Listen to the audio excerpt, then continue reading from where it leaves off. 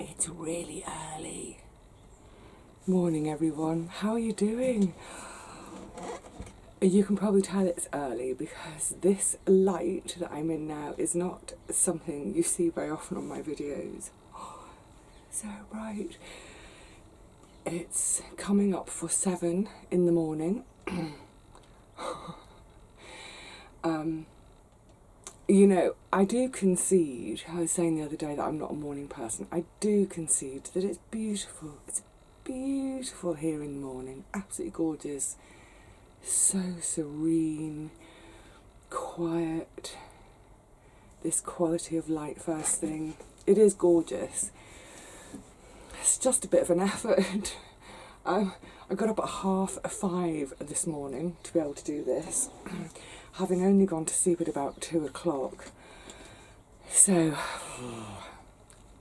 why am I doing this to myself? Well, as I'm sure most of you know by now, we're in another little bit of a heat wave. What am I sitting on? Oh, strimmer cord arrived in the post. Do that another day. Yeah, we're having this bit of a heat wave. Really, it's been with us since the end of July. Because remember, right at the end of July, that's when I got that 4-day migraine, and it was boiling hot, and I just lay there for days on end. It's been relentless. So right now, the temperature is, it's a lovely, cool, balmy 27 degrees. That's 80 Fahrenheit. But every afternoon we've been getting up to the mid-30s, which, sorry, I should just have this in my hand, shouldn't I? Which for my lovely American friends, or anyone in Fahrenheit, mid-30s is about mid-90s. So yeah, it's really, that's hot for us, really hot. And we're just not used to it. We're not equipped for it. I've talked about this before, the fact that none of us have air conditioning. So my attic flat gets boiling. Whatever the temperature is outside, you can pretty much guarantee it's another 5 degrees inside. So yeah, late, I think it's Monday, it was Saturday afternoon, it was at its worst. About 5 o'clock in the afternoon, it got to about 40 in my flat. I mean, I struggle to function after 30. Never mind getting up towards 40. But, you know, that's how it is. Anyway, so the reason I'm here now is to do some watering. So normally in the summer, if I'm coming to water, I would do it between sort of 6 and 9 in the evening. So the whole garden takes, I can do a quickie water, which takes about an hour and 15 minutes, but to do a really good proper soak, it takes about 2 hours. So I leave my flat at 6, I'm down here for 6:30, water till 8:30, back home by about 9 o'clock. It's quite a chunk of time. At the moment though, at that time in the evening, it's really hot still. So I don't know whether this is just a little neck of the woods here in London, or whether you all experience it everywhere else, but for us between 3 and 5 p.m. is the hottest part of the day. So this whole mad dogs and Englishmen go out in the midday sun. Well, actually at midday it's not as hot as it is at 4 o'clock in the afternoon.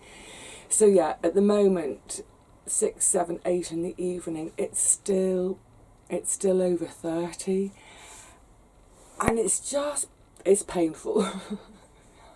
I'm not complaining, I'm just saying how it is. So I have to toss up what's more painful, doing 2 hours of lugging 120 cans of water in 30 plus degrees heat, or is it more painful to get up at 5:30 in the morning? Well, actually, it's more painful to lug all those cans in the evening. So a nice early start today. Now, I'm going to show you in a minute, I'm going to show you our dip tanks, because people often ask me about that, so I will show you.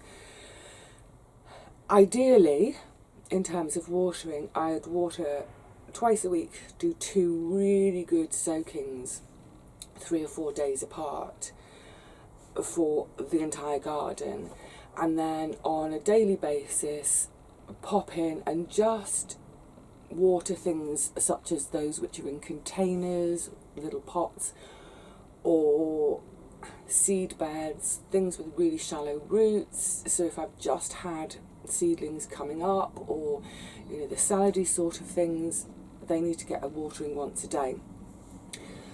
With things like beans, bush beans, climbing beans, tomatoes, a lot of those things, in other years, I might actually leave for a whole week between waterings, because they're by now they're established enough, they've got their roots down, they can find water. However, this year we've got that slight double whammy of the fact that we've had a really hot, dry summer, but we had a really, really dry spring. So literally from the beginning of March, April, May, no rain. We had a little bit of rain at the beginning of May, but by the time we got to the end of May, I kept hearing people say it's the driest May since records began. So I googled that one, like, when did records begin? 170 years, I think it was. We were drier than the Sahara Desert in May. So the point I'm trying to get at is, normally in the UK we would expect a wet spring. We'd actually expect some wet days in the summer too. We're cool and wet, we're mild here. So because we didn't have those spring rains, our the water table has gone down and down and down and down. So that by the time we get into summer and plants are getting established, normally all that spring rain, there would be water down there and the plants would go and get it. But we're bone dry. No matter how far, well, I haven't gone more than a foot deep. I don't think any of my plants have got roots that are more than a foot deep. But going down a foot, it is bone dry, absolutely bone dry. So we are having to water a lot at the moment. Now, there are all sorts of things we can do to help ourselves. The more organic matter that we can incorporate into our soil, the better, because the organic matter holds water well. Mulching, obviously. Normally, by this stage in the year, a lot of my beds would have 2, 3, in some places 4-inch thick layer of grass clippings that I use as mulch, where we do all our community mowing once a month from the end of February right through.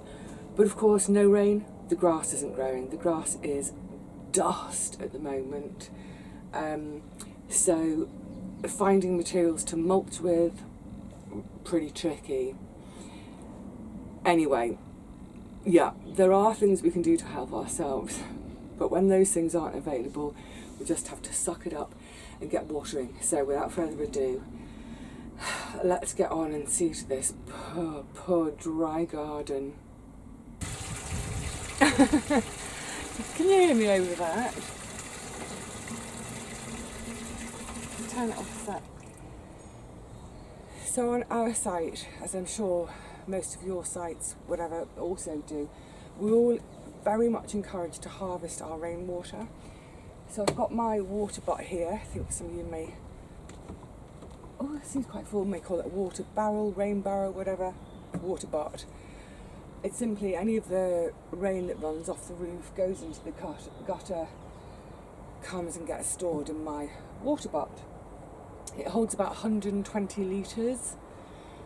Now, that's not a lot, especially in a droughty year like this year. So I reserve this just for my blueberries. Any of your acid-loving plants really want to be watered with rainwater rather than tap water. So I reserve this just for the blueberries. It's doing okay, but I do, when I've finished watering the garden, come back towards the shed and water the bits and pieces that are around the shed. I've always got a little bit of water left over. That's water I've drawn from the tanks, which is tap water, mains water.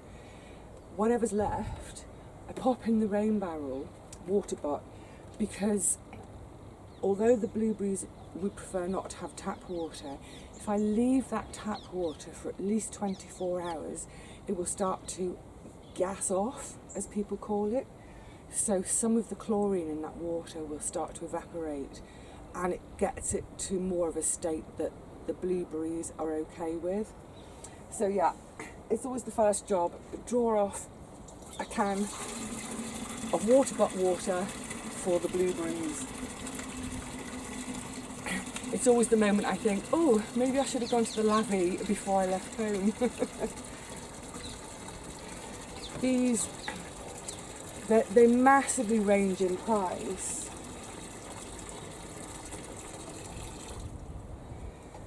This is a bit of a slimline one. You can get really, really big ones, but yeah, they range in price quite a bit. I actually got this for a bargain. It was half price, so I got it for £20. So that included the actual butt itself, the little tap fixture on the bottom, the stand. It didn't include any of the guttering and the downpipes, but that's okay, because the guttering and the downpipes all came from a skip diving. If you don't have a water butt, look on Free Cycle, you guys in the States, Craigslist, those sorts of things. I'm always seeing water butts going for free. Now you might think, well, why didn't I pick one up for free then instead of paying for one? They were always miles and miles and miles away, like an hour and a half on public transport to the other side of London. And just coming home on the bus, it wouldn't have worked. Anyway, yeah, so they are quite expensive, but you know, they should last for years and years and years and years and years and years. Brilliant. Look on Free Cycle and see if you can get one for nothing. Right, let's go and get these blueberries topped up.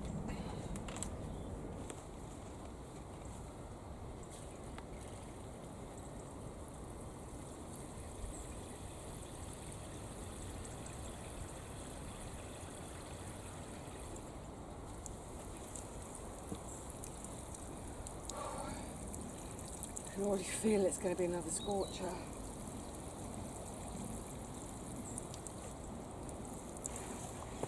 These poor peppers in the hugel culture and the chopchit in the back of it have really suffered.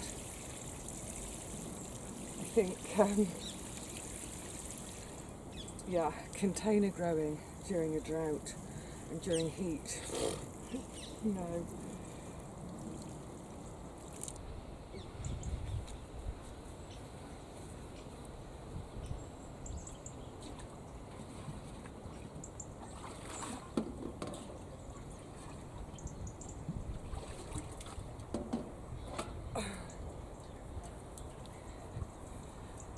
It's a really good little setup.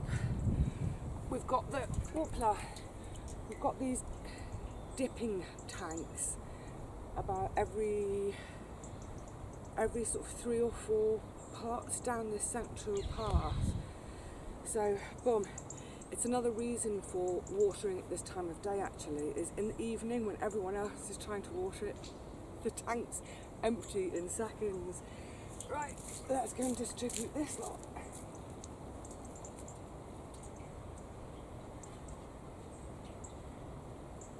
So these tanks we've got, they're a very simple setup. Oh, my voice is echoing out of the tin.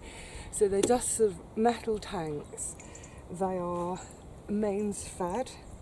So we've got all the sort of piping under the path. Mains fed comes in here, so you pop your watering can in, whatever. Some people just use a bucket. And then it works exactly the same as on your lavatory with the ball cock. So say I've put my can in, and I've reduced the level of the water, obviously then the ball drops and it allows that cock to open to refill. But that's what I mean about if I was watering it sort of, oh, it's nice to just put my hands in, it's cool, oh, that's lovely.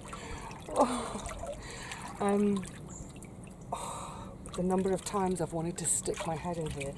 Yeah, if there's loads of people down at 7 or 8 in the evening to water, this one tank, for instance, this will service 1, 2, 3, 4, 5, 6, and then the far end, so up to about 12 plots we'll be using this tank.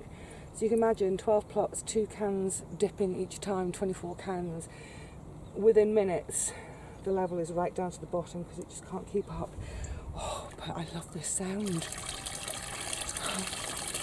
What a lovely sound on a hot day. And even this. Oh, is that making me feel cooler? Beautiful. That's alright for me, but it's not doing anything for the plants, is it? So, come on, let's get watering.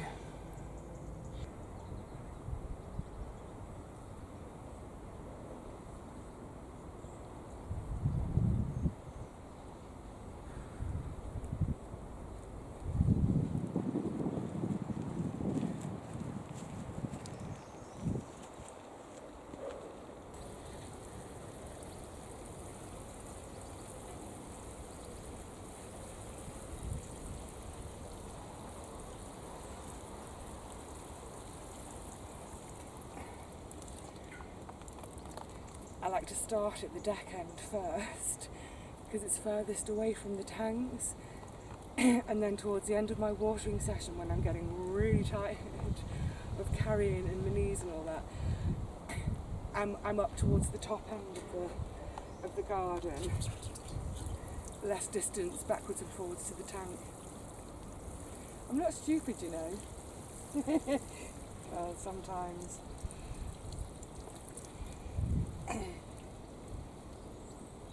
The other thing, while the weather is like this,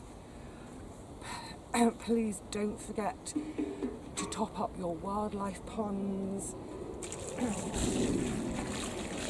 your little wildlife drinking stations, wherever you've got water out for either the birds, the bees, the cats, the foxes. I keep some outside the shed as well for the cats and foxes. Just remember to give it all a good top up. Actually, I hadn't thought about that, but now that, because I'm thinking about having a pond of some description, it's probably worth, at the end of the watering session, filling a couple of cans, setting them aside so they can gas off, and the next day use that water to top up your pond. I think that's probably better for the wildlife than straight from the tap. I don't know, because I've never had a pond, I've not looked that up. But that would make sense to me. Where I've got all these little brassicas still waiting to go out. Look, it's just too hot to be doing anything in the garden at the moment. But I've got them all standing in gravel trays that don't have holes in them. So when I'm watering them, I can actually leave sort of an inch of water in the bottom of those trays, because the pots are so little. Obviously that water's going to evaporate quite quickly, but like I said, I can do a good little layer in the bottom of the tray, and that'll keep them going for the next time I'm here. Likewise, my teeny tiny, what's left of my fennel and brassica seedlings. That weekend that I had the migraine, I didn't come for 4 days for watering. I did lose some of my seedlings, not surprisingly.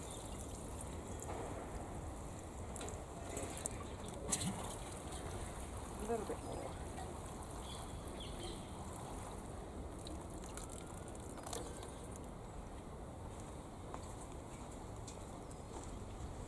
Now, if you remember back a couple of months ago, when I was planting, this is my Walthams, my squash. I do all the squash the same way. They all get a bottle. Can you see that? It's just, it's a 1.5 litre plastic drinks bottle. I've just cut the end off. So it's the top of the bottle, the screw cap end is pointing way down. And I point it so that where the screw cap end is, it's sitting just underneath where I plant the plant, so it's underneath the roots. The stick in it helps to hold it in place, foxes and all that, but also it's my marker point for where to water, because as the leaves grow, I'm showing you this one because it's the only one that's still visible. The rest have been covered now. So what's great is having that bottle. Let's just get on and fill it.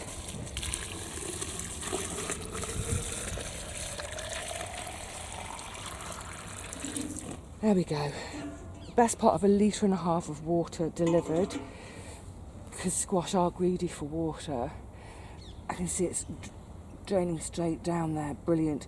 Now the great thing about this is, because I'm delivering it, firstly I'm delivering it straight to the roots. Great. I'm not watering the surface. If I was just watering on the surface, well, apart from the fact that squash don't like their stalks to get wet, just watering the surface, it's going to evaporate much more quickly. Going down through the bottle, that's now, it's got to be 6-7 inches down below the surface of the soil. I've obviously got the cardboard on as mulch. That shouldn't evaporate before the plant gets a chance to have a really good drink.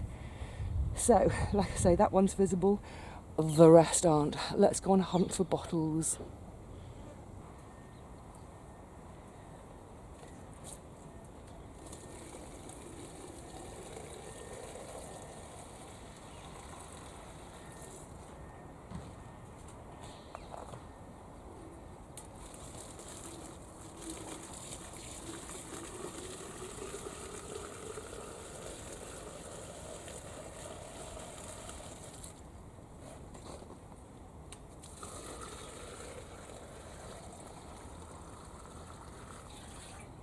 Drink up, my pretties.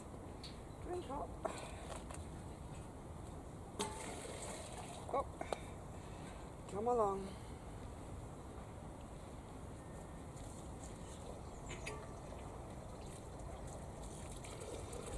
Morning, buddy.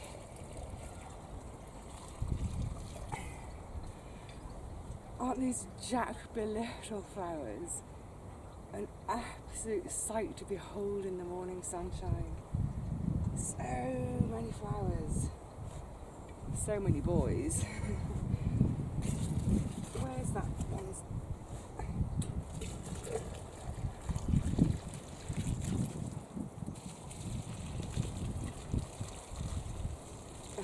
Managing to miss that one. Never mind, I'll go back around. It is a beautiful time of day. My goodness, it is getting muggy. Muggy already. Whew. Yeah, I think I need to get my watering finished, and then I think I'm going to go and stick my head in one of those dick tanks. Oh my goodness.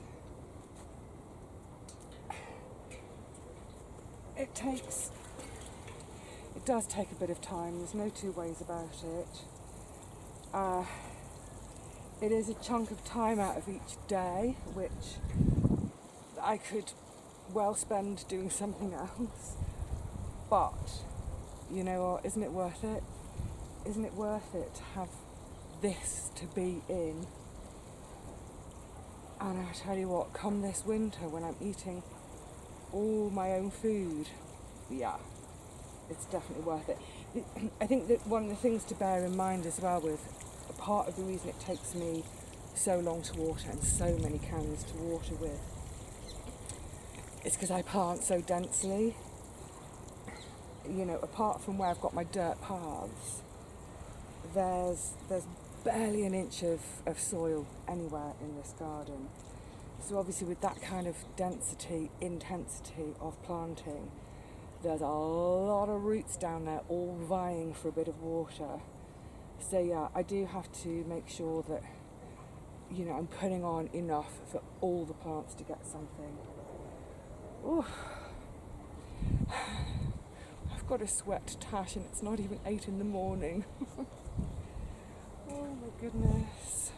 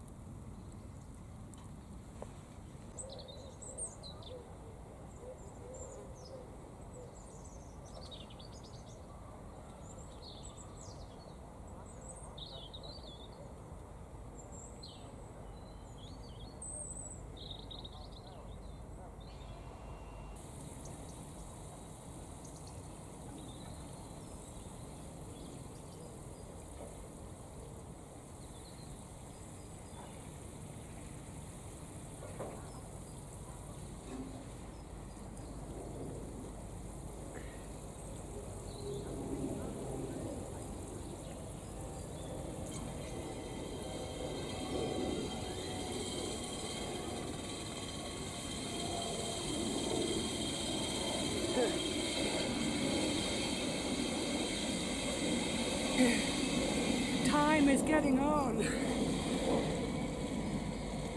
You can probably tell because the builders have just started.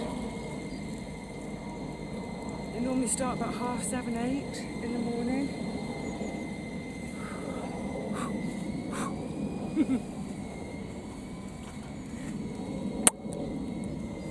Oh my goodness, my lovelies! Look, you can tell, can't you? Look, that's how hot it is. I'm wet with sweat already. One bed to go, and then I'm done.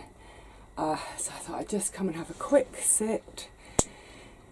It's starting to get busy out there, as you just heard with the builders. I just looked at the time. It's 8:20 already. So sort of like an hour and a half has disappeared, something like that. But goodness, what a beautiful morning. I hope you've enjoyed that little time out with me in the garden today. A slight change of pace, a bit of a change of light because I'm rarely here in the morning, a change of sounds because there are less people about, and obviously before the builders started. So yes, I hope you found, excuse me, some of that may have been useful. I think sinking the bottles is a really useful tip. But for the most part, I hope that was just an enjoyable bit of quiet time with the occasional splash of water. Goodness knows, we're all wanting and needing that at the moment, aren't we? So, I'm going to have a little bit of water for myself before I tackle the final bed, get myself home out of the heat. What's the temperature now? Yeah. It's 30 already, which is, in old money, that's about 85, is that 85? 86. So it's 8:30 in the morning nearly. We're in the mid-80s. Time to scarper. Have a lovely day, everyone. Please stay well. Enjoy your watering time. I've got a little furry friend with me. Hey, buddy. Yeah, enjoy your watering time. Enjoy it for the quietness, enjoy it for the discovery of newly emerging veggie babies, squash. Every day I seem to find a new one, it's wonderful. Yeah, peace, love, chill out. See you again soon.